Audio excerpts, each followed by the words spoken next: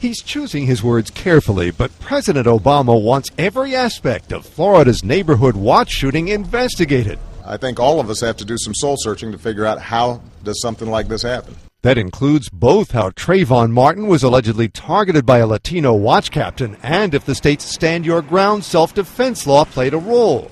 Whatever happened, Obama calls it a tragedy. And when I think about this boy, I think about my own kids.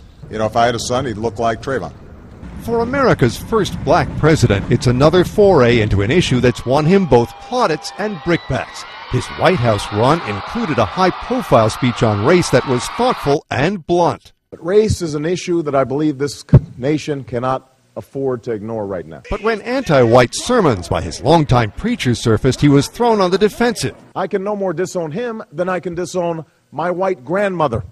And as president, he's not exactly been post-racial. When a longtime Harvard professor friend was treated like a burglar, Obama leapt to conclusions. The Cambridge police acted stupidly in arresting somebody when there was already proof that they were in their own home. After a backlash, he invited the policeman and the scholar to the beer summit. He also ended up backtracking when an Agriculture Department official was fired for anti-white bias, when it turned out her words showed exactly the opposite. In short, for Obama, race has been tricky. At some point, he's got to weigh in. He can't run the risk of appearing aloof to something that is so visceral with the base of his support.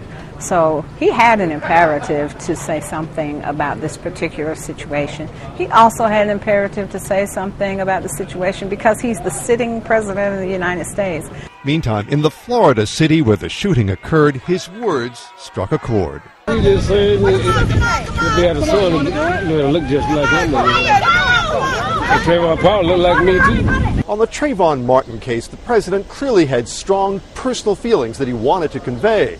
He did so knowing full well that for him, as well as other politicians, issues of race and justice can be a minefield. Mark Smith, The Associated Press, the White House.